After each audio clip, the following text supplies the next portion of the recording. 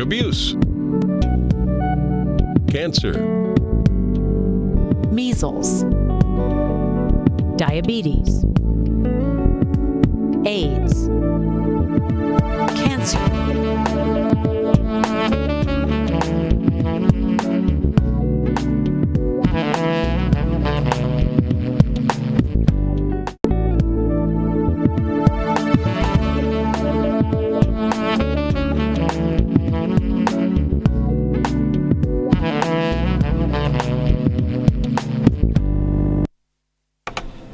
No, I don't. Good evening once again, folks, and welcome to Doctor on Call. Last week we had two very wonderful ladies with us, and they are back this week. We did promise. I held them to it, and they're back, So I'm very happy. Last week we looked at salt, some of its uses and dangers. And this week we are going to be looking at uses and dangers again. However, we're going to look at sugar. And of course, I am going to start. Oh no, I did not welcome my ladies. Ladies, good evening and welcome. Mrs. Browne, it's so wonderful to have you back.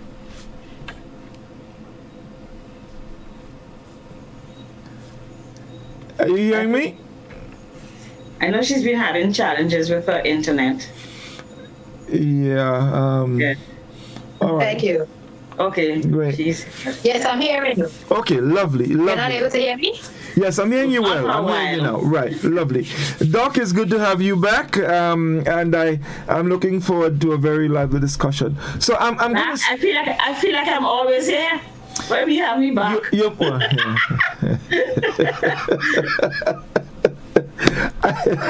Yes, that's a good one.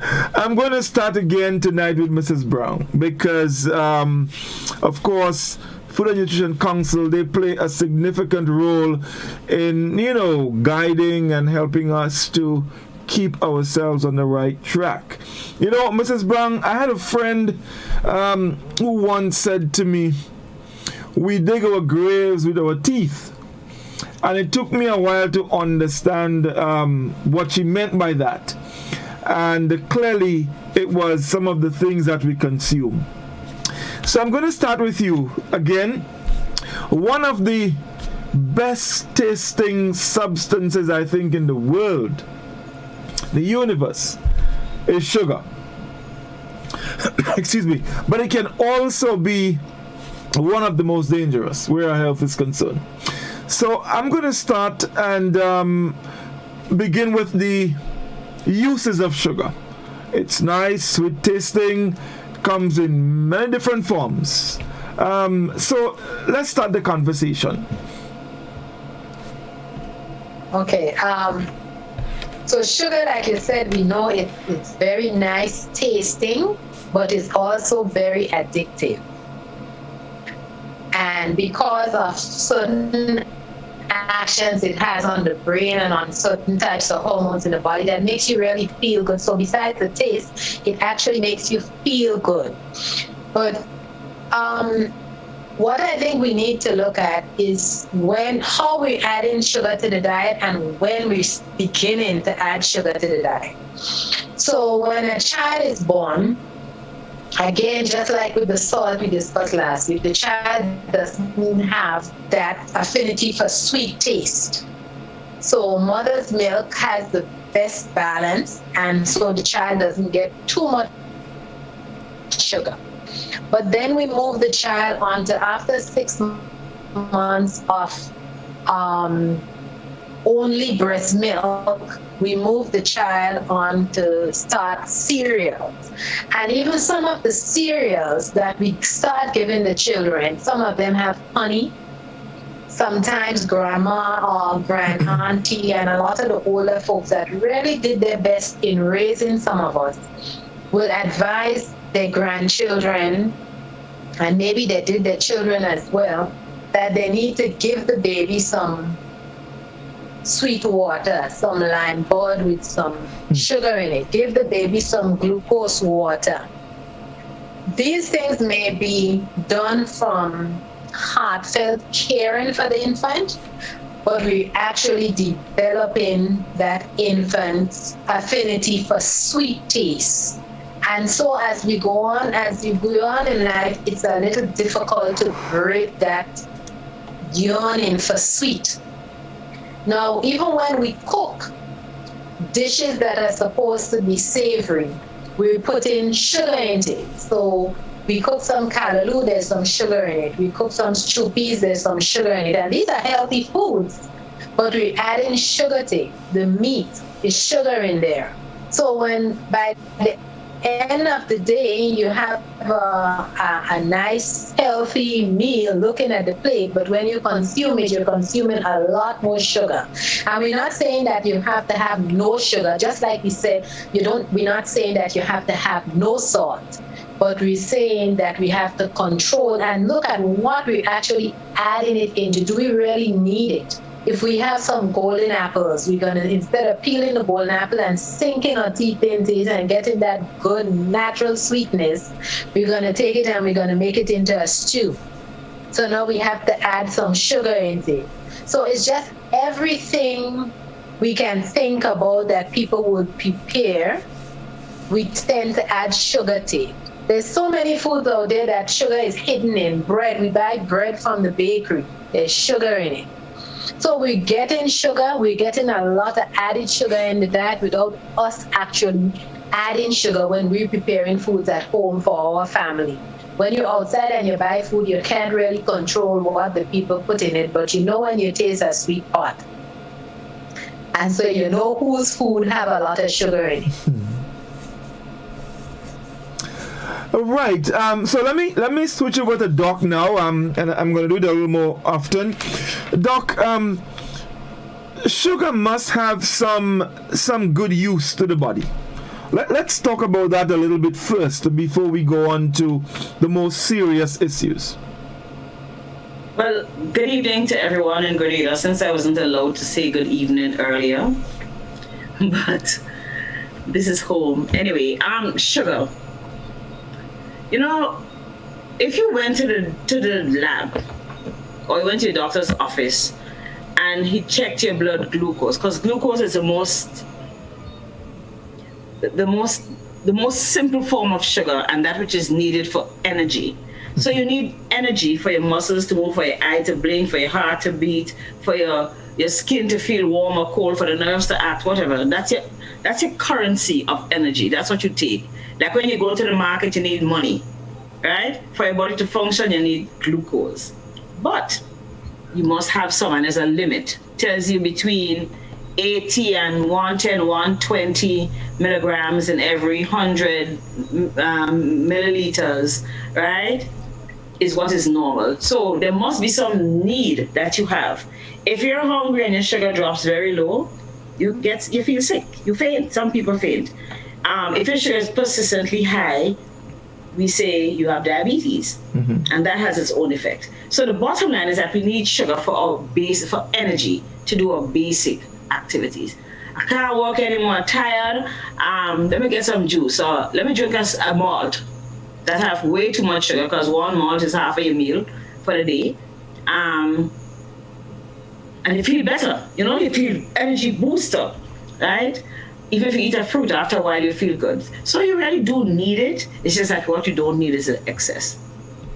Okay. Because there are some serious effects. They are indeed. Right. So let me switch back to Mrs. Browne again. From where you sit, what quantities of sugar do you think someone need per day in their diet? And I'm talking about three meals. So your breakfast, lunch, and probably a little later on dinner or light snack, or however you want to call it. Okay. So let me clarify something a little bit now. There's sugar. Does the body actually need sugar the way we know it? Brown sugar, white sugar, that type of thing? The body doesn't really need that type of sugar. Okay. Because you get what the body need is carbohydrates, and you get carbohydrates from a lot of different foods that you eat. So there's really no recommendation that you should have X amount of sugar a day. However, there is a recommendation on the limitation of added sugars you should have in a day. That's your table sugar, your white sugar, your brown sugar, your other types of sweeteners, and so that you have all spoons. The equivalent of about 9 teaspoons of sugar for men, and that's because they usually have bigger body mass than females do. And for women, about 6 teaspoons. But that's added sugar. But it doesn't mean, again, just like the salt, when you give an amount that you should cut off at when you eat foods that have sugar in it. So if I eat a piece of cake, you wouldn't look at it like I'm eating sugar. I'm eating a piece of cake. But that should be accounting for some of that 6 teaspoons of sugar that I should be taking in that given in a day. Right. Children don't need more than 6 teaspoons, and children under 2 years old absolutely should not be having any sugar. Not in any form, not in candy form, not in adding it to milk, adding it to juice. They don't need, because natural juice will have you will get natural sugar from there. Okay, so someone who feels really thirsty and decides, you know what, I really need a cold Coke to get me on track, and I probably you know what, I pick up 2 currant roll to go with that, and of course we know a can of Coke probably contains about 140 calories, and we need about 150. So you get your Coke, and then you still get 2 currant roll, and you wash that down with your Coke. Already we have gone beyond what we need. Exactly. So already you would have gotten more than your supply for the day. You probably got enough for you and your family. But what I want people, sometimes when you eat something sweet, not sometimes, but generally when you eat something sweet and you drink something sweet after it, you don't really get the taste that you're looking for in that sweet drink. That's right. Because it's like putting 2 negative poles that they repel. So if you're having something sweet to eat, that's the time that you probably want to have something that doesn't have that additional sugar to it, so that you're able to get that little bit of sweet, but you don't need to overdo it. So when you wash down something sweet with something sweet, you're getting way too much, and that definitely would not be all the sugar you would have for the day. You know, we make local juices, and we pride ourselves that I only drink local juice. That's all juice that I make in my house. Mm-hmm. But when we look at how we prepare the juice, we take our natural fruit, or oranges, or grapefruit, or golden apples, whatever we may have, and we get the juice out of it. And then we add water to it, so we get rid of all the nice taste in our fruit. And then we add sugar to get back the taste that was naturally there in the fruit in its natural form.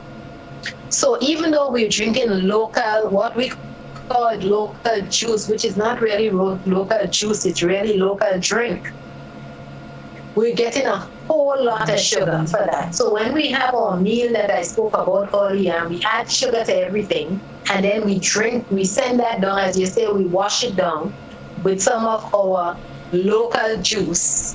Then in that one meal, one person would have probably consumed enough sugar for the entire family, that the entire family is recommended collectively that the entire family should have. I'm Godfrey. Mm-hmm. And if you want to add to this, the truth is we really put too much sugar in our local drinks. And let's say it's not orange juice or grapefruit juice or another fruit that's sweet. Let's say it's Morbi. When you taste it, it's so sweet. We do add, it's habitual, it's cultural for us to make our drinks very sweet. Mm-hmm. So apart from, let's say it weren't so sweet, you're already adding sugar to haven't eaten that currant roll or the cake, or whatever else you've eaten because you're thirsty. So, first of all, I don't understand why you eat in currant roll if you're thirsty, but let's pretend we didn't hear that. With the Coke. I mean, you have a Coke. Hungry, you're having a drink, that's what you want, and it's something. Yes, of course. What to roll on the drink. That's right. But and you're correct, because I think it's important that you raise that point, because it is part of our behaviors, right? Lot of thirsty. Let me start that to drink. Oh, let me eat a piece of cake while I'm at it. Right? That's behaviors. That's cultural behaviors. That's what we do as people in the Caribbean, people in Grenada. And you might go to buy a drink, but then the lady have a little nice looking piece of cake or something else in a glass case, and you decide to buy it. Okay, so it is what's there. You go to the supermarket, yes, you buy a drink, you see a chocolate on the shelf. I won't have that when I'm watching TV tonight with my Coke. That's how we do it, without recognizing how we compound the problem. The truth is, if you're thirsty, you should drink water. Exactly. You know? That's the only thing that really quenches thirst. Water. And because we teach our children from very young to drink water, to drink sweet drinks, very sweet drinks, but even if we say to them, here, when you're thirsty in school, drink that. When the drink is lime squash or orange squash, whatever it is, but it's sweet. They get, like she said in the beginning, it's addictive. Sugar is very, very, very addictive. Okay? So you get accustomed to wanting something sweet. If you give your children, and everybody at home drinks water, it is very difficult to go back to drinking sweet drinks. Very, very difficult. Because your body has to just, right? It comes in like a shock to your system because you're accustomed to drinking nice, pure, and we have nice water and all that. But let me ask, and either of you can take this one. So yes, we consume sugar, but we're active. You know, you up and down. You're moving here. You're doing work. You're sweating. You're burning that energy. Can that account for getting rid of a large quantity of the sugar that you consume? Do you think we're active? Well, yes. Let's suppose that. I beg to differ, because I think, and I'm going to go to the state of our times. It's COVID times. Our children are home all day, most of the day, getting school break, right? Getting school online, so they sit. In school, if they have regular classes, they get 50 minutes to run outside and play. And then there's lunchtime where half of them don't even take time to eat their lunch. They run up and down in the yard and play, right? And then in the evening, when school over, they have to go to the bus park or play in the yard till their parents come to pick them up. Our children are active. That is not happening, because when they get the break now, they go to the fridge, get the sugar-sweetened beverages, get the snack that mommy buy that's way too sweet, and have that. So I don't agree with you that we're as active as we could be. And we have become more inactive. Corona time has caused lockdown, has limited the amount of activity in which we have involved, and we really don't. And you hear about the corona weight. That's not a very good thing to have to say. However, I still don't believe that for the amount of sugar we consume, that we are sufficiently active, even in the good old days. Talk about 2019, right? Because we are in fact consuming a lot more sugar-sweetened beverages than we did a decade ago, right? And there are a lot of things that have that contribute to that, sugar-sweetened beverages in particular. Availability, people a little more economically viable. My father used to buy one Coke and the 5 hours during the Coke and belly full, and that's once in a blue moon. The only time you see a case of Coke in your house when you're children is Christmas time, when you get your own. You remember we talk about that? Yes. Christmas time when you get your own soda, your own red spot. Okay? That doesn't happen. Or your Fanta, orange Fanta. That doesn't happen these days. People are buying. People can afford to buy. You give your child $2 or $3 a day, and they can buy a 20 ounce. 20 ounce soda would share for 6 people in our family, because everybody gets a couple ounces, right? 3 ounces, and that's it. That's all you really need. The drinks actually have more sugar, a lot of the drinks, because that's industrial competition. The sugar is addictive. What makes you feel nicer, right, is what has more sugar. So companies compete for more sugar. Luckily, we don't have the most sugary cola. We don't have that competition here.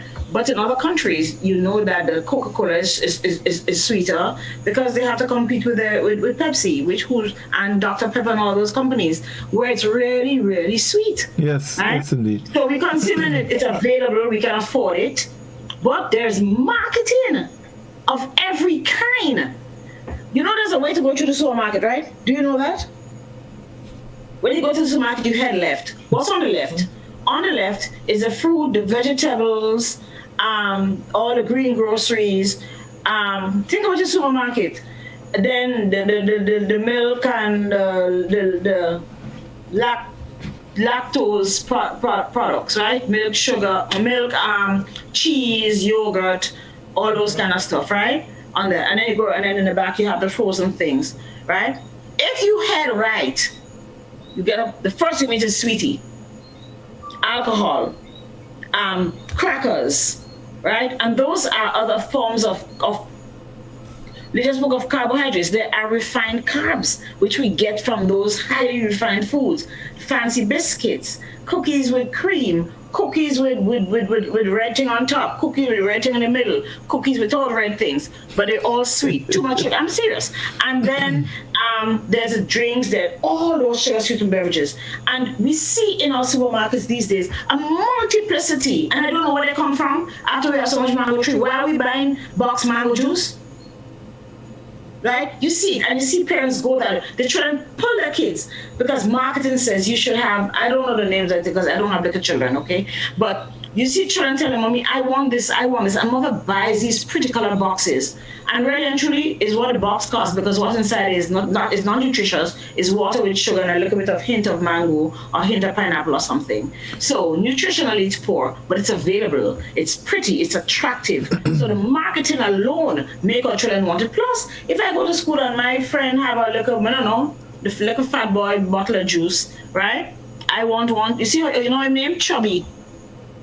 Fat, right? So, mommy can buy chubby next week when you go to the supermarket, and mother complies because we want our children to be happy, not knowing, like you say, we're killing our children through their mouth. Right. I go to the supermarket and I buy one of those bottle juices, nice, pretty color bottle juices, and I decide, you know what, it is too sweet. So when I get home, I'm going to add water to it. To sort of, as the older folks would say, to brackish it, you know, to brackish it. Would that make any difference? But you still drink the whole bottle, right? Well, yeah. So, Ms. Browne, in terms of the content, would adding water make any difference? Adding water would change the taste, but the amount of sugar that started in that box is the same amount of sugar you will consume eventually. Right, and I think this is something very significant that yes. I think there's a perception out there that when you mix these things, and I think the same goes for alcohol. When you mix it, you think that you reducing on the alcohol content or the sugar content or the salt content, but it really doesn't make a difference. What is in there is in there. Exactly. Now, if you had that box of juice and you pour maybe a quarter cup of it, and then you add a 3/4 cup of water, and that's all the juice you had for the day, that may not be significant. But there are a lot of people, let me not say most, because I don't have statistics to back that. But there's a lot of people who, when they drink something during the course of the day, is something with calories in it. Mm-hmm. And there's a rule of thumb that we say, try to eat your calories and don't drink it. Because drinking calories is very difficult for you to track how much of it you're actually taking in.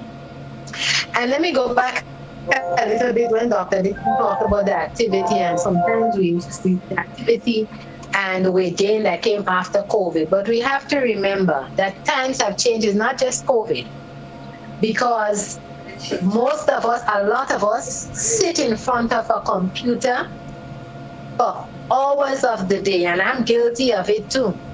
I'm human, and I'm guilty of it too, because when there's work to be done, you want to get it done, because some of us don't like to have things backed up on us, and we can't really handle the pressure of having a lot of things backed up. So we tend to sit and to get it done. But during the course of the day, it's important for us to stand up, take a walk around, lift your feet, lift your heels off the ground and go up on your toes so you kind of get your circulation going and not just sit from 8 o'clock to 4 o'clock in the afternoon. So we have to recognize now that they start developing stands with working stations where people can actually use the computer standing. And I thought to myself, maybe I need to get one of those because I'm getting older and having to sit in front of a computer, which is something I haven't done only until a little over 5 years ago, that I find that I spend a lot of time sitting in front of a computer. I've worked with computers, but sometimes you walk around with your laptop and you're walking stairs and you're doing to get to where you need to get to do your work. But now you're sitting at a desk, and you're sitting at a desk for so many hours. What is happening to your circulation? What is happening to your muscles in your body and all of that when you're just not getting sufficient? So sometimes we blame COVID. COVID is a plus, I think. But I think the problems started with this, forgive me, but this computer age, technological age that we've gotten ourselves into and call it the, improvement. Improvement in the way we go about doing things. But for some of us, it will be to our detriment. Okay, all right. So let's take a short break. When we come back, I want to speak a bit about obesity, and then we'll take it from there, get into some of the serious health issues as it relates to the sugar. So we take a break. We will be right back. Stay with us, folks.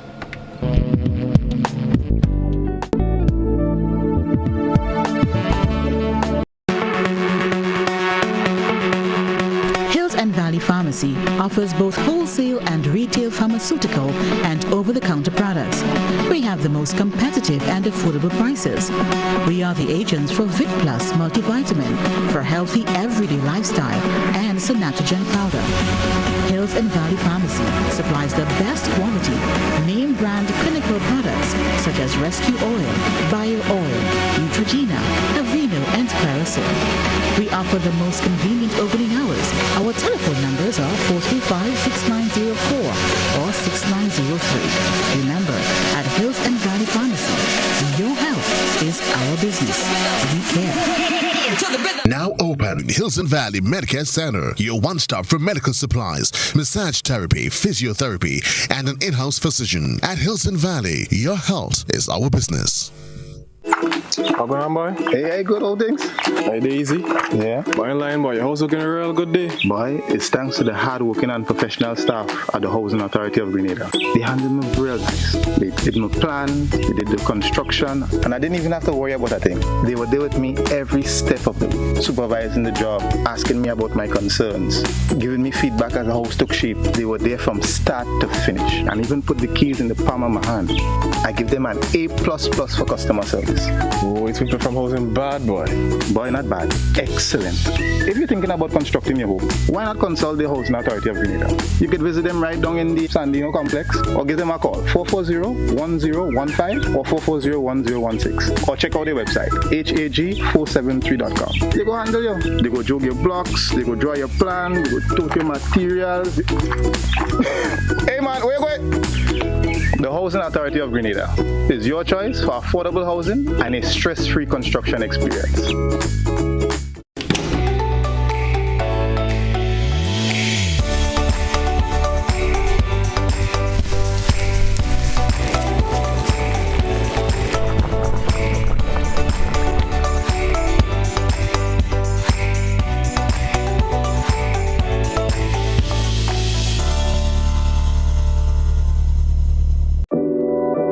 We support you at every stage of your life.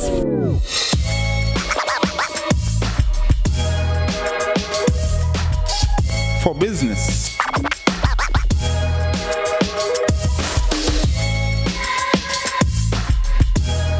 for your education,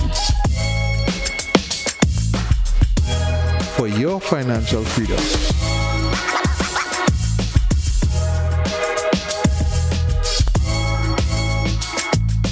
for that new ride. Upgrade your life with the Communal. Contact us today.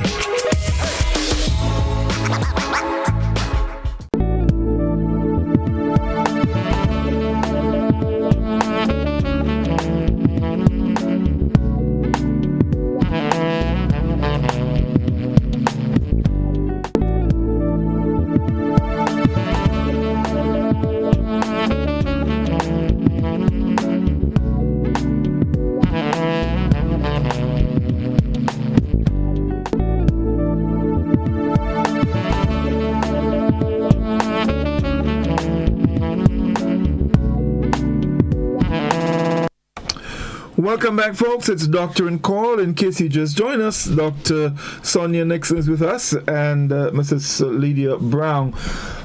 Just before we go to the health issues, when we speak of sugars, I guess it's probably common knowledge that, all right, so we have brown sugar and we have white sugar.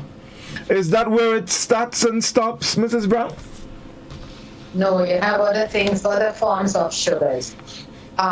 We have sugars that are naturally in fruit, which is a fructose. We have natural sugar that is in milk. We have lactose, and then we have a lot of other sugars. As a matter of fact, when we look at ingredients and we see words ending in OSE, like you see glucose. Glucose is a sugar. So OSE, sucrose is table sugar, OSE. You'll have maltose and other types of sugars that you would have in products. They also sugar alcohol, but those are not utilized and how regular sugar would impact the body. But I need to mention something about the brown sugar and the white sugar, because often you would get people say, oh, well, I use brown sugar, because brown sugar is supposed to be, I guess, assumed a healthier choice. And brown sugar does, in fact, have maybe a little more, less calories than white sugar, and it may have a few more minerals in it than the white sugar would, but the difference is really not significant. So you're not using brown sugar to get these minerals that may be in there, right? You have a little more molasses in there. Molasses has some iron in it, so you may have a little something in there, but it's such a small amount that if you really want to get those minerals, you wouldn't really go to sugar as the source of getting the minerals. So we have to be very mindful of that. Additionally, some brown sugar is really just white sugar that some color has been added to. So It's already refined and some sugar. If you remember, we used to have brown sugar back in the day when you make your when you make your juice, so to say, you have pieces of cane actually floating in the juice that you have to strain your juice after sweetening it. Yep. For persons who are my age and older would remember, those days. So it's not all brown sugars are equal, and it's not a significant difference between the white sugar and the brown sugar. So don't use sugar as a way of getting your nutrients. Right. Quickly though. Mangoes, golden apples, all of these fruits, plums, and so they do contain all the sugar. They're sweet. Is there any classification as good sugars, as in the case of what we get from these fruits, and bad sugars as what we just spoke about, the brown, the white, sucrose, dextrose, lactose, all the O's? So it's the sugars that you will get in mangoes and so are natural fructose. This is fruit sugar, right? And then you have the processed sugar that we get from the sugar cane and the sugar beets and wherever else we get sugars from. When you eat mangoes and so on, we tend to eat a lot of mangoes, so we get a lot of fructose. Now the body doesn't really utilize the way glucose or sucrose, table sugar is processed by the body is a little bit different to the way fruit sugar is metabolized or used by the body. So the fruit sugars are actually where glucose goes directly into your bloodstream. The fructose will also go into your bloodstream, but it's actually processed by the liver. And so the liver does one of two things with it. It will make it into glucose that it can store as glycogen, and it can also make triglycerides. It makes fats. And these fats, when we can overdo it, and make it into a not so good thing. So sitting down and eating a bucket of mangoes. It's fruit and it's natural sugar, but it's still too much sugar to be consuming. So when the it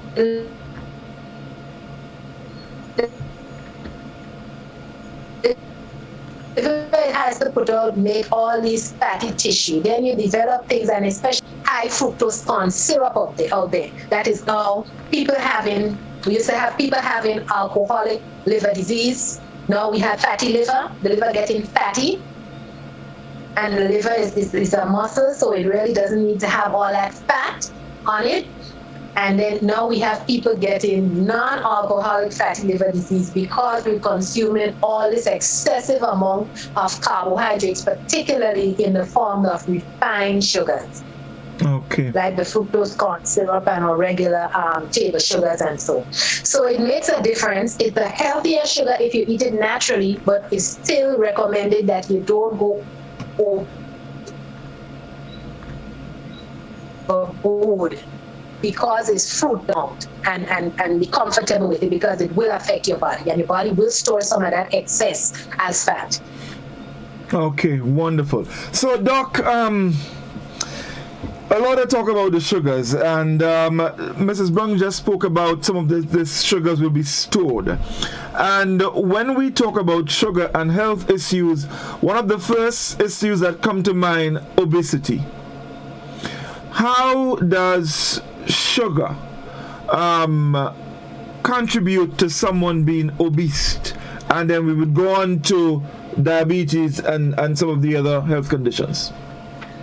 So she very clearly stated how the surplus is transmitted, is changed into that new thing. You have if you eat anything excess, your body will store the excess, and most often as fat, right? So if we look at sugars, which are carbohydrates, if you look at carbohydrates as sugars and starches, so we have the sugars, those things that we can taste that are sweet, but there are a lot of other things that we eat that do break down eventually, because what happens, if you eat bread doesn't get into your bloodstream. Bread breaks down into glucose, and eventually your body absorbs it as glucose. Remember, glucose is a fundamental, right? So your body absorbs it. And there's a little bit of fat, but let's just talk about the carbohydrate part of it. You eat up yam, and like someone was like, eat the whole yam head, but in truth and in fact, we just need to eat one slice, or eat the whole hand of banana, right? When you just need to eat 2 grains of fig, right? Whatever we do in surplus, and surplus is related to your level of activity.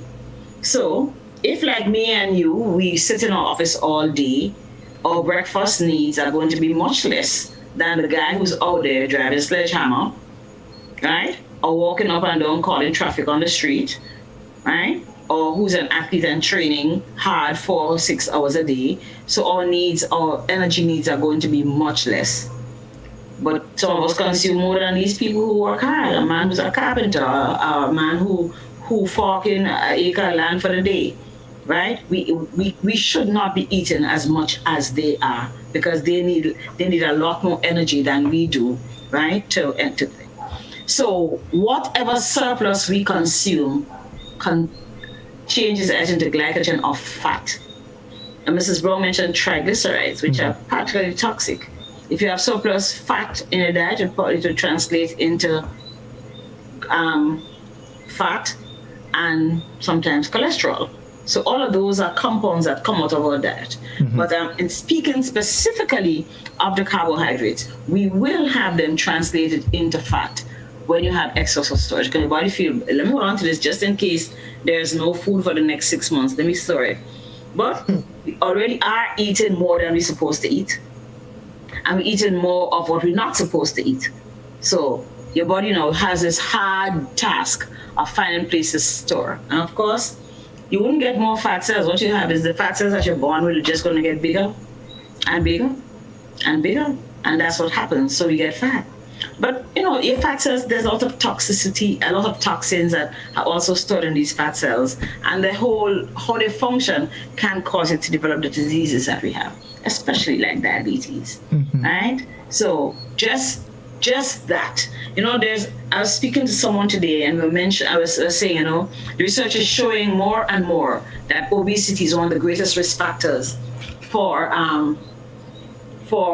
cancer, right? More and more the research is showing that people who are overweight, more than 30% of their body weight, the required body weight, can develop cancer, right? So it means that we're eating ourselves to death, like you say in the beginning, right?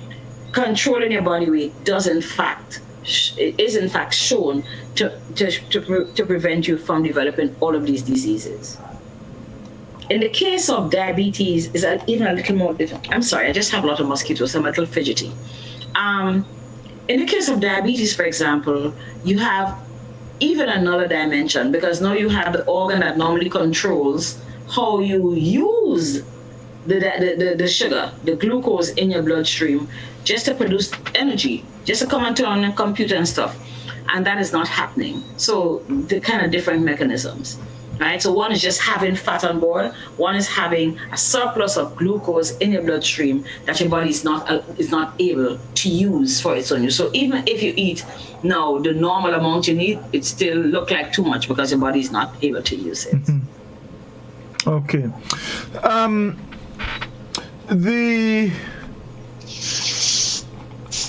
When someone is obese, right? And you did mention, of course, that can increase your chances of getting cancer and so on. But as it relates to sugar and diabetes, how does excessive amounts of sugar in your body cause you to develop diabetes? Like I said, there are toxins that excess amount of sugar. Okay, so let me break it down for you. You get up in the morning and you have breakfast. Gradient breakfast, 2 slices of bread and butter, and a scrambled egg or 2 sausage or some salted sauce or a piece of chicken from last night, right? And a cup of cocoa tea. Or nowadays we drink a glass of juice, which is really drinks with a lot of sugar. And that breaks down, all of that is going to break down fundamentally into glucose. Okay? Remember, you eat to do your work, right? You'll have some protein from the meat that's going to go into rebuilding your tissue and stuff. Now, I want you to think of 3 buckets. One is your stomach, right? Where the food goes in, it breaks down, it gets digested, right? And it breaks down into elements and it gets glucose. Let's say you drink a cup of tea alone, right, with sugar, and there's glucose in your system, and that glucose passes passively into that other bucket. Because the 2 buckets there, the glucose just passes into your bloodstream, right? The second bucket is the bloodstream. That third bucket is the muscle or the eye muscle or whatever needs energy to do its work, right? Your finger muscles, I don't know, whatever needs energy to do its work, right? That's the third bucket. But in order for the glucose that your body needs to get its energy, right, to go from the second bucket to the third one, you need a substance called insulin. Insulin, you hear about it, you get it when you have diabetes, right? Doctor gives you the insulin. The function of the insulin is to take the glucose, that sugar that you have in your body for energy, into the tissue where it's needed for work. So if you don't have any insulin at all at birth or when you're small, in the case of children who develop juvenile diabetes, right? Or or whether your pancreas doesn't work as well anymore because you've eaten so much sweet food that it's been trying to control it, how you eat, you know, what a sweet food is like, you know, how you control that sugar, so it's overworked. And the cells that produce insulin don't really work very well anymore. So you have the sugar, but you don't have the insulin that holds the hand of the sugar to take it into your tissue, into your muscle, into your eyes, so you can blink, so you can see, into the nerves in your ear, so you can hear. There's no energy, right? So here you are. You're still hungry because the only way you don't feel hungry is because you have had glucose to satisfy all those needs. What do? You go and eat more, right? Right, but you eat more, but you're still not satisfied because it doesn't go where it's supposed to go. Because the place that it's supposed to go is what stimulates your body to want to eat more food. Although we kind of lost some of those because we eat so badly anyway. But generally, the place that needs the sugar is not getting, saying, hey, Godfrey, you know, give me some lunch today, right? You still feel hungry and you're going to eat more, and the sugar keeps going up. And you eat more, and the sugar in your bloodstream keeps going because the sugar for your muscles, the muscles themselves not getting it. Right. And that is diabetes. Right? Your insulin, you don't have enough insulin, or your body doesn't have the capacity to produce any insulin or good quality insulin that helps to make that final state of your digestive metabolism, that absorption of the food into the tissue doesn't happen. Okay. So, here what happens when you're diabetic. So you're always hungry. You know, diabetics are always hungry if their sugar is not under control, right? But then all the blood in your bloodstream goes to your kidney that filters. Just like when you go to your water treatment plant, all the water goes through there, it takes out all the impurities, blah, blah, blah, and it gives you nice clean water at the end, right? Same way your bloodstream goes through. If you have too much sugar, it's going to... Like when rainfall and the treatment plant has too much sediment, sometimes you see little sediment in your water because there's just too much of it. In the same way, you can spill some sugar through the kidneys because there's just so much work. It can't contain the amount of sugar that's in there, right? So you might find that you have sugar in your urine, right? Those kidneys are under pressure. Now, the question I ask everybody, you make tea this morning, right? And put a little sugar in there. Although Miss Browne told you don't use no sugar, but knowing you're going to put a little sugar still, right? You put some sugar in your tea, but you're running, right? And a couple drops of sugar, a couple grains of sugar drop on the counter. You never see it because you use white sugar because you hear that it's better than brown sugar, right? What happens when you go back home in the evening? We're not talking about ants. What happens with the sugar? What does it look like?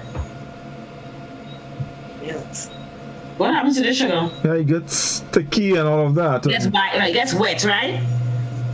Where the water come from? Atmosphere. Remember, we have moisture in the atmosphere, right? Sugar attracts water. So if you pass extra sugar, if you pass all that sugar in your urine, you would pass more urine, wouldn't you? Because it pulls the water out of the bloodstream as it goes there. So you have a lot of sugar, you pass. So diabetics also pass the urine a little more often. If you pass in more water, what happens? If you keep losing water in urine, what do you feel? You get dehydrated. You get thirsty, right? So cardinal signs. Extra hungry, you're hungry all the time and you're eating more, despite you eat and you can't satisfy. You pass in urine often and you get thirsty. Those are the three cardinal signs for diabetics, for people with diabetes. All right? That extra sugar that continues to exist in your body if you don't control the sugar. And sometimes that's why the diet is important. You don't need to take a whole lot because sometimes if you eat small amounts, the little bit of insulin that remains in your in those cells, those beta cells we call them, right? Probably can take care of it. Smaller meals probably can control how we get sugar into our system and eventually we're good, right? That is not necessarily so all the time because sometimes by the time you're diagnosed with diabetes, you already have had diabetes a long time. Right? We don't pay attention to some of the symptoms and we don't realize we eat anyhow, right? If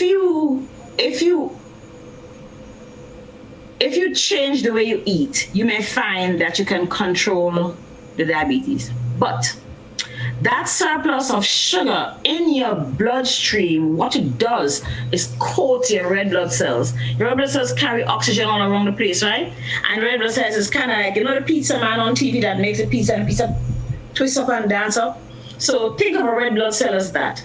What happens to the pizza when you bake it? It gets hard, right? Can it move like that? Oh no. Okay, so a good red blood cell is like that thing. However, if you have surplus of sugar in your bloodstream, right? Guess what happens? They coat your red blood cells. Okay? It coats your red blood cells. So these red blood cells get a little hard and they can't move. And especially in places like your small blood vessels, little blood vessels in your brain, the ones at the back of your eyes, the ones in your kidneys. And again, you have all the sugar, really the kidney struggling to control it. In your circulation, in your feet, in your heart, those 5 places, right? Those red blood cells that can't move as they can't give oxygen cause you to have deficit, lack of oxygenation, or clogs of these little tiny blood vessels, and you have circulatory problems, and therefore you can have strokes because you don't have enough blood going to a certain part of your brain that dies. You can have a heart attack because you don't have enough circulation into your brain that dies. You can have kidney failures because the kidney cells start falling because of all that, you know, the clogging of those little blood vessels. Your feet, you know that we lose our feet. We get blind, right? Those are the challenges we have just because we've been consuming too much sugar. Over a time, your body just can't manage it anymore. So we take our final break, and when we come back, we'll open the telephone line and invite calls from our listeners and viewers. Stay with us. We'll be back with you in just a moment, folks.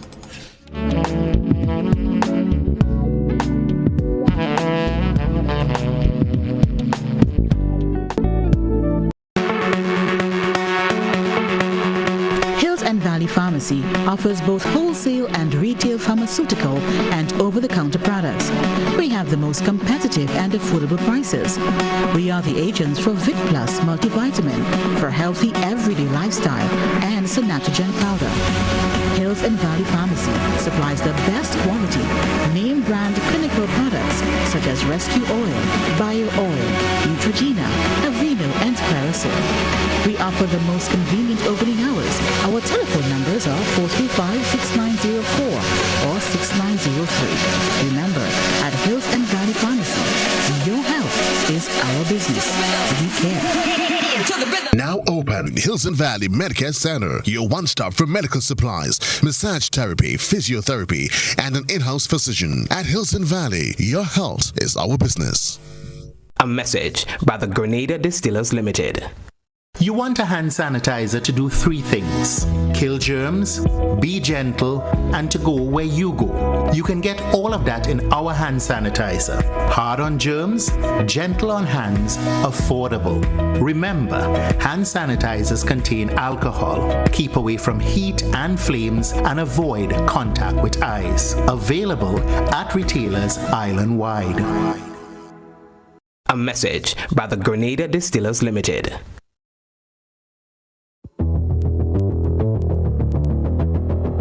Introducing Color by Sissons. Color by Sissons. Color by Sissons. Color by Sissons. Color by Sissons. Color by Sissons.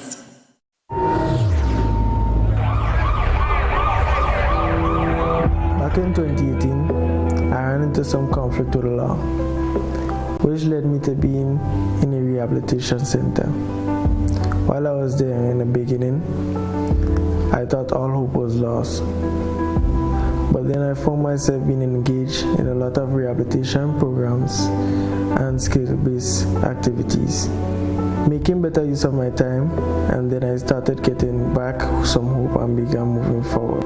Before I got into the rehabilitation center, I had some issues. I used to pray for something better in my life, and something better has come. Maybe not in the best way expected, but my life has changed for the better. In the rehabilitation center, I learned a lot of things that I use in my life today, like barbering and business skills. Today I am looking forward to being an independent barber, using my business skills while I continue to do skills training. We all deserve a chance for change. Give our children a chance for change through diversion, rehabilitation, and reintegration. This message is brought to you by the USAID OECS Juvenile Justice Reform Project 2, funded by the United States Agency for International Development. For more information, log on to oecs.org/JJRP.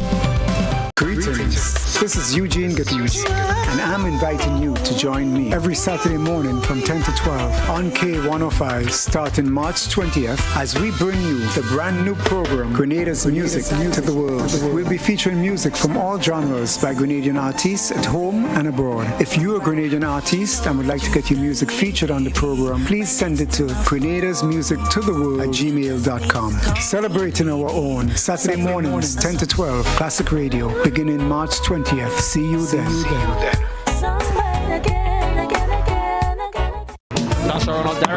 Fresh on victories in the T20 and ODI series, the West Indies, under the captaincy of Craig Brathwaite, now turn their attention to the two-match test series. It's international cricket, West Indies versus Sri Lanka. First test, March 21st to the 25th, and the second, March 29th to April 2nd.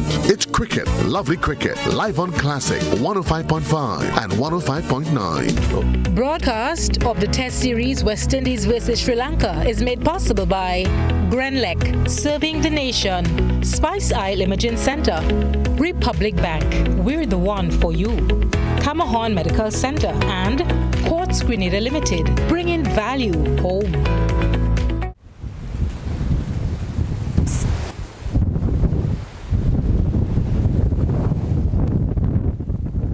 There's no better way to start your day than with me on Good Morning Grenada. Good Morning Grenada is your one-stop shop. We have information, education, entertainment, your bi-weekly traffic cam, and we link up with the sister isles of Carriacou and PT Martinique. Join me every 6:35 on weekdays for Good Morning Grenada. It's your daily dose of all things Grenadian, mixed with just a little bit of crazy. Good morning, good morning.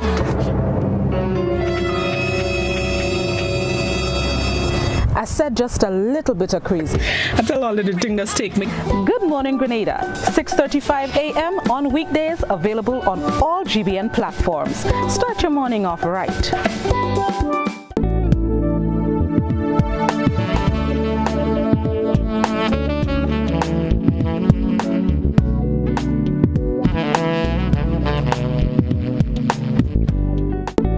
The training is on Thursday. Welcome back, folks. And our telephone line is now open. The number 435-2041. Let's go straight to our telephone. Dr. Nkol, good evening. Hey, good evening, citizen. Greetings, and greetings to your guest there. Yes, sir. I wish once more, I wish to commend that doctor, for the didactic form of putting the things forward. We're not hearing. I want them to hear. Godfrey, what do we do? Hello? Are you hearing better, Doc? Hello? Can you hear me? Can you hear me there? No. Yes, I'm hearing you. No, I wondered. I'd like to have the doctor hear me out because But anyway, let me throw it out, Godfrey. I must indeed say it's an interesting program, but I want to talk as we run sugar. Somewhere along the line, in a place where I lived also, they do not burn sugar to make gravy as we do in the Caribbean, specifically Grenada. And the reason given for that, well, I don't want to give there are reasons for it, health reasons. Can the doctor and the nutritionist tell us what dangers exist in burning sugar to make caramel so that we can have a nice brown gravy as we traditionally used to in this here country. Thank you very much. Thank you, caller. Thank you very much indeed. Doc, did you hear what he asked? Okay, so he was basically, he says in a country where we lived, they do not burn the sugar to make the caramel in their food preparation. Actually? Yeah, because there are probably some health issues. He's asking for some explanation as to why is that dangerous. Burning of the sugar? Yeah. You mean like when you're doing coloring and stuff? Yes, yeah, and you know when we do a stew chicken, we burn the sugar to get that brown, yeah. You're gonna talk like that? There you go. Well, I mean, I don't know that it's dangerous other than the fact that you are using sugar. You are using sugar. It's caramelized sugar really that you're using, that you're burning. So if it's health issues where you're having sugar-related problems, then it's probably not the best thing for you to be doing in terms of your food preparation. There are other things you can use. We usually use that in things like chicken and beef and, the red meats and so. Uh-huh. And you can always use a local turmeric to flavor your food, to give your food a little color, because we like meat with color. So the turmeric is always an option. Also sometimes the way in which people burn the sugar, if you put the sugar in the pot by itself, the heat will give you the same effect like if you added some red butter or added oil or additional things to get the sugar to burn. Just the heat itself would allow the sugar to burn. So it depends on what aspect you're actually looking at. I don't know that I'm answering the question to what exactly you're looking. But the other thing is that we like brown meat. We like brown meat. But you don't actually have to use sugar to get the brown color. You can caramelize the meat just by using heat and a little butter or a little oil. You can get that same kind of effect. Takes a little more time, but you can. I hope that is what the caller wanted to know about, the challenges of using the sugar. I think really, as Mrs. Browne said, it's adding the amount of sugar that you add to your food, right? Because it is actually sugar, regardless of how you use it. How much you brown it, because some people brown it till it get bitter. But the truth is, at the end of the day, you actually are adding sugar to your meal. Okay. The number is 435-2041. Questions you can call, and of course, Dr. Nixon and Mrs. Browne will endeavor to, answer any questions that you may have. I want to throw this one at Mrs. Browne in the meantime while we wait on our calls. So, sugar is not recommended. It's not healthy, not recommended. But we love our flavor. We love the taste. What options do we have in terms of flavor? Is there anything we can use? Let's say some natural herbs or condiments that we can use to give us the flavor that we're looking for in place of sugar? Well, listen, we go right back to our local fruit and things like that. So if you have some cereal and you have some milk, you already have some sugar there because the milk has its natural sugar. If you top that with some natural fruit, you've added another source of sugar, but you've added a natural source of sugar. There are sweeteners on the market that a lot of people don't feel comfortable with. In saying that there's one particular that comes from a leaf, which is the stevia? The stevia? Agave. Stevia, yes. The stevia. Yeah.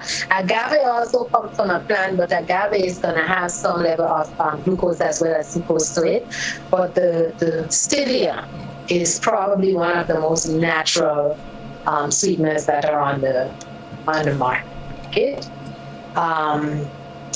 You have other things like honey that is also going to have the same effect, but will have a little more nutritional value to it than the regular white and brown sugar.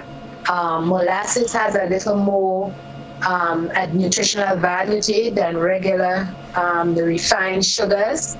So there are things that we can use, but still in moderation. Personally, from a personal standpoint, I think that there are things that we don't need to add sugar to. Like if you're having a tea, a natural tea, it's not necessary to have sugar in it, but some people will still choose to have sugar in it. No. Some people choose to use the artificial sweeteners, and even in using that, they use so much. I've seen people, I can't say here in Grenada, but I've seen people buy a standard cup of coffee and open 4 Splendor or 4 Sweet and Low and throw it into one little cup. And I look at that, and because those sweeteners are so much sweeter than sugar, you have to ask yourself, now, how are you going to drink that cup of coffee or tea or whatever it is they put it into? There are substitutes. You can use some pureed fruit in some recipes to replace some of the sugars. There's a nice banana bread that our officer in charge of product development, Ms. Purcell, uses. She makes a banana bread and without sugar, and I could very well see how you can do that, because bananas are very, have a lot. The riper the banana is, the greater the concentration of sugar. So, but it's still natural. It's the greater concentration, but it's still natural. So there are things that we can do, and using a lot of our local herbs and spices and things to bring out the flavor in our foods. We are the Spice Island, using it in just playing around with the spices and seeing what's your best mix based on your palate, and see how you can utilize some of these things to bring out the natural flavors in food, and eating things natural in their natural form. A lot of foods taste good in their natural form, but we choose to do a little different. We choose to add a little different. We have sweet potatoes that are good. They are the sweet. We have now some sweet potatoes that is not our traditional sweet potatoes, but people will take that and put a little sugar on it, a butternut squash, they put a little sugar on it. You really need a little sugar, you sprinkle a little cinnamon on it, and that will do just fine. But I think it's just because we're so used to all the sweeteners that over time it takes time for us to draw back from it. But it's better for us to start drawing back from it than for us to keep indulging until one day we find out, yes, this is something that you have to do now. Just as how you worked at getting your palate to that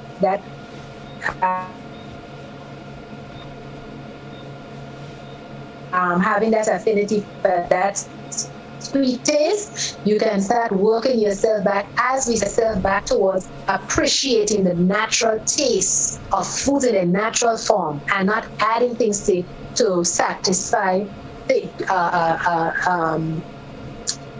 that we have developed over the years. So there are ways that you can do things. You can use some dry fruit, which is more concentrated in sugars than the natural fruit.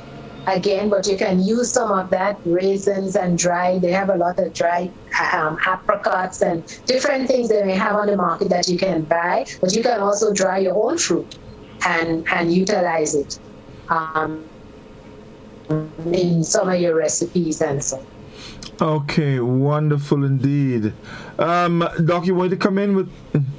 Yes, and I'm listening to Mrs. Browne, and I think this is a good time for us to get creative. Because we're talking about sugar, but we're also talking about food security and how do we make our own recipes at home, how we do things better. Somebody sent me a text about talking about plum stew and damson stew and all those things that we consume, which is so that's us, that's Grenadians, right? We eat plum stew and we like damson stew and whatever is inside. But we know part of the reason why we preserve. Those are preserved fruits. Why do we preserve it? Because in times past, there was no fridge. Just like we talked about salt last week. So people find nice ways, and we have, spices that make it tasty, right? But what does your Chinese eat two 2 plum stew, 2 stew plum? No. You know? But I promise that it's 6 plum stew, if you understand. I'm saying we do it without recognizing that this is also a source of consuming too much sugar. 2, the other point I wanted us to remember is that there are other sources of sugar that we forget.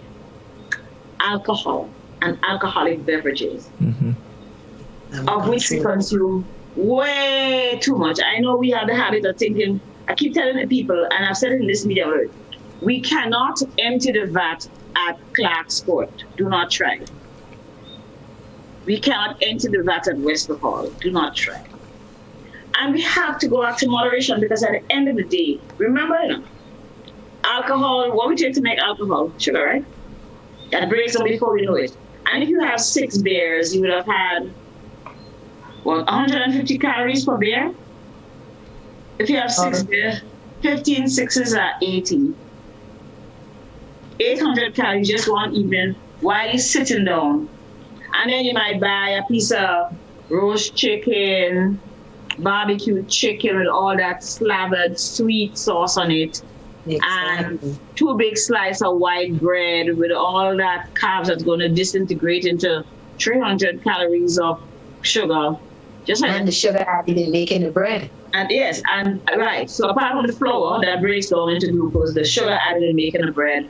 And then, of course, you still might have a rum and coke, or you get me, right? Yeah.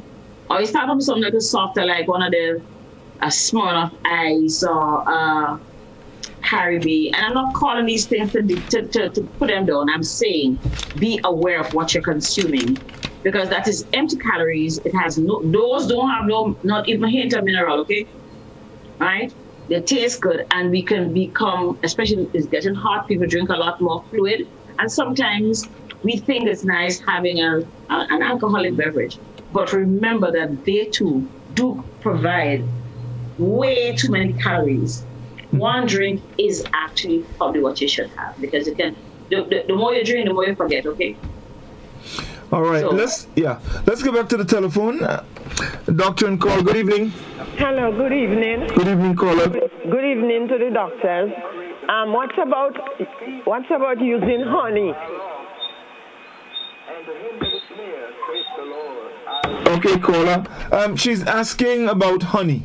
What about the use of honey?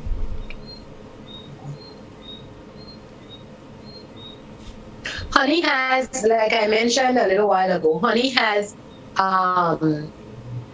more nutritional value to it than does regular sugar. But honey is still a carbohydrate food, and in the body, it will be broken down into glucose. But honey would be a better choice for someone who wants to use a sweetener. Honey would be a better choice than the regular refined sugar. But you can still go overboard, because something has a little more nutritional value to it. Doesn't mean that you can overindulge, because you'll be getting a lot more sugar than you actually bargain for. You can get your nutrients from other sources. But again, if you want to select something healthier than regular sugar, honey can be a viable option. Yes, but also take into consideration that honey, a teaspoon of honey, has more calories than a teaspoon of regular sugar. So you tell me, because it's honey, I can have as much as I want. It's calories, yes, and even a little more. So you have to be very cautious. And other thing, please remember that you shouldn't give children under a year honey. Honey. Mm-hmm. Okay, interesting. So one final question I want to ask you all. As it relates to your blood sugar levels, so you consume a lot of sugar. You probably, not diabetic, but you do consume a lot of sugar. Fasting. Can intermittent fasting help in any way?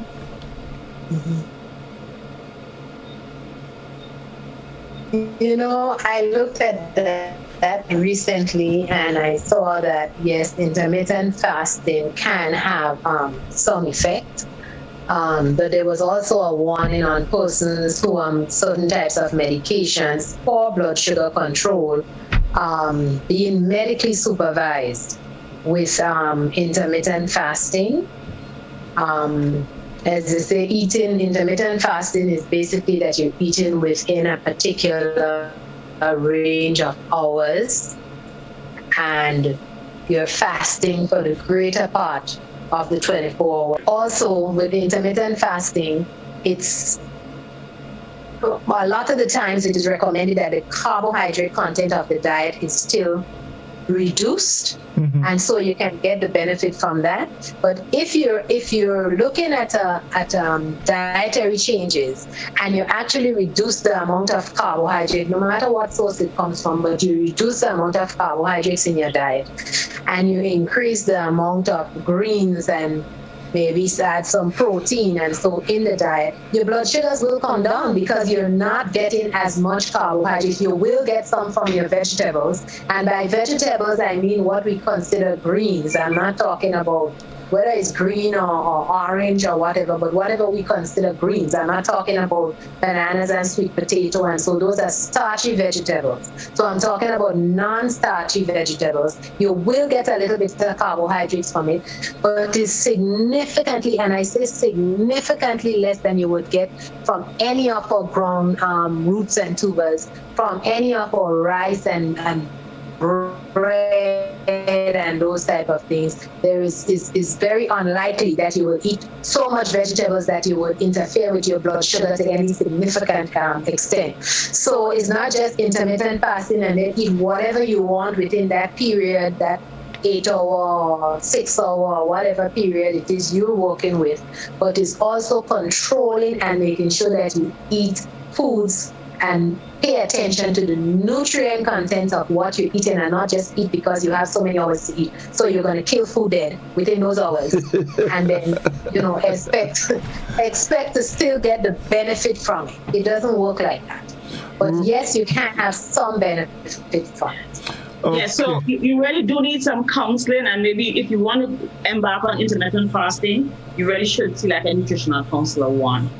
And remember that you would see pictures of people looking like an elephant today and an ant tomorrow.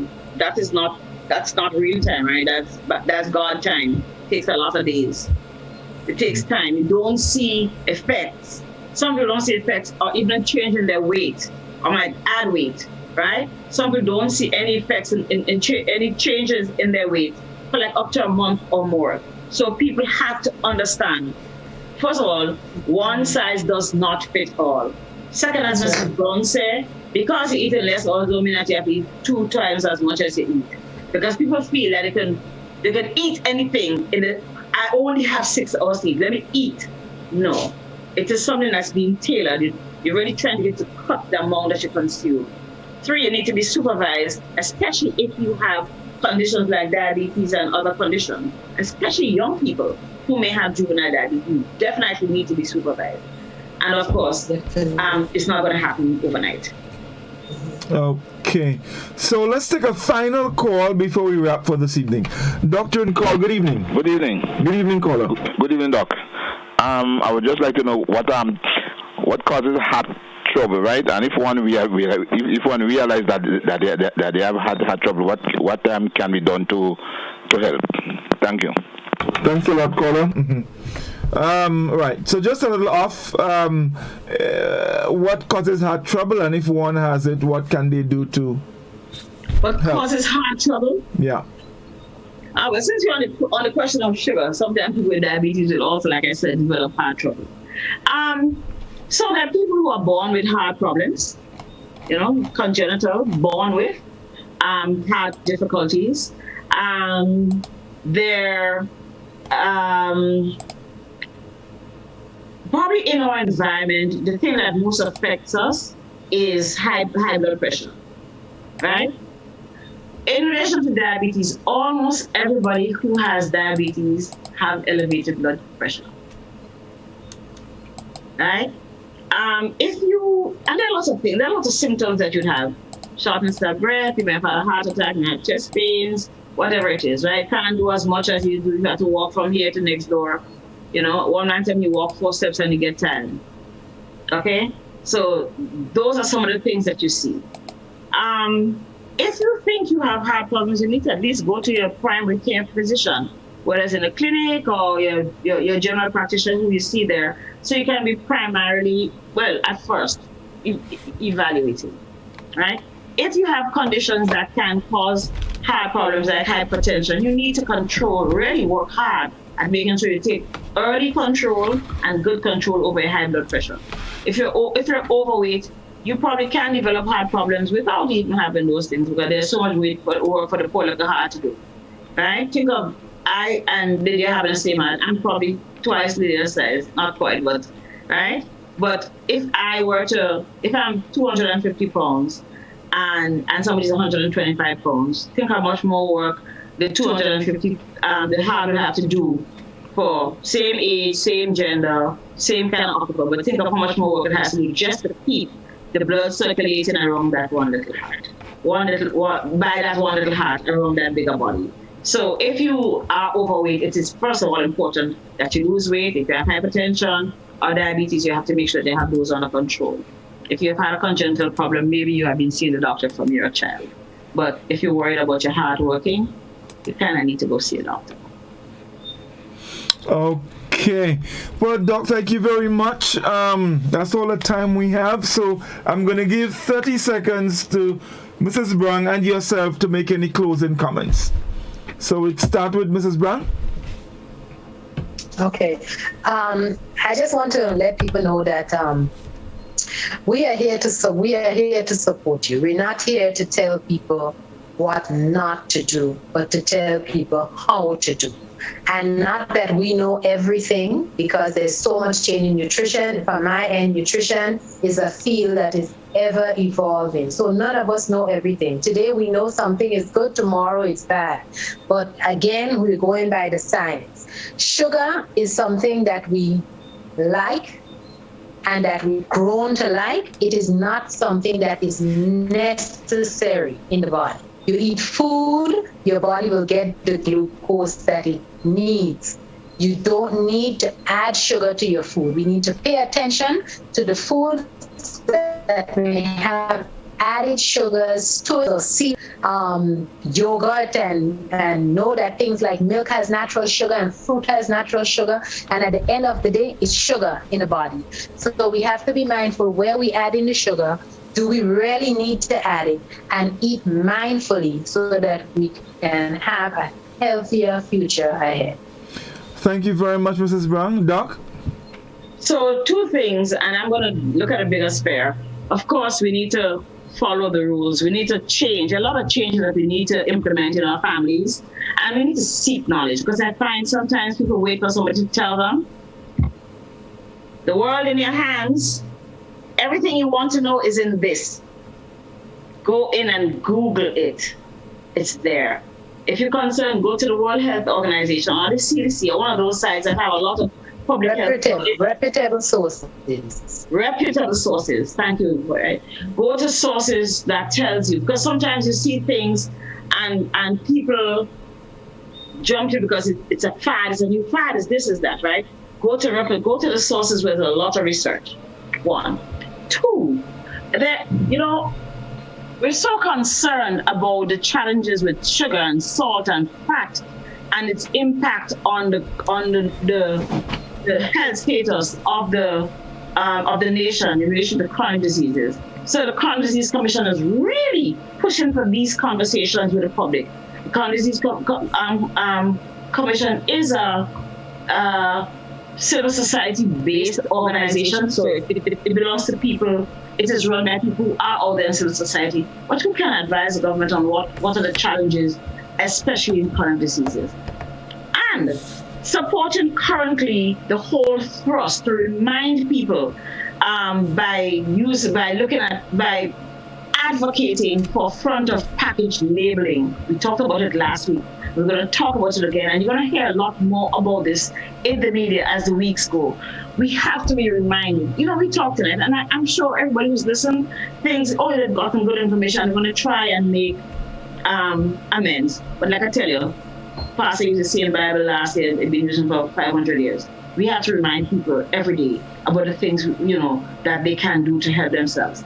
So you're going to hear arguments, and you're going to see ads talking about front of package labeling, warning labels, black octagonal signs saying too high in sugar, high in fat, high in salt, just so that you can learn to make good choices. So we're telling you now what are the challenges that high salt and high sugar and high fat brings into your diet. So when you go to the supermarket and you pick up a pack of cheese or a pack of cheese curls or a bottle of soda, it reminds you that, hey, in this bottle of soda you have a lot of carbohydrates, right? In this tin of cheese curls you have a lot of fat and carbohydrates and so probably some carbohydrates, some sugars, right? Whatever it is, and salt. So just to remind you what those elements cause and how you can identify the foods that you may not want to consume today because you want to make good choices. Right. Not telling you what to do, but how to make those choices for yourself for better. Right. Thank you so very much, Doc. Thank you very much, Mrs. Browne. Next week, we're going to look at fats, yes. And also, I want us to look at the combination of the sugars, the salt, and the fat, and put into perspective how serious this can be. I mean, one of them by themselves is dangerous, but a combination of the fats, the sugar, and the salt, what it can do to us. So I look forward to our final program in this series next week, and thereafter we decide how we go forward. So thank you once again very, very much, and it was a pleasure. I look forward to next Tuesday at 8:35. Have a good night and all the best. Thank you. Have a good night, Grenada. Yes, indeed. That's our program this evening, folks. We thank you so very much. We thank you for your questions, and I do hope and trust that from the information, it will be some sort of motivation for you to make some changes with your lifestyle so you can add some more years to your life. Thank you very much, and do have a good night.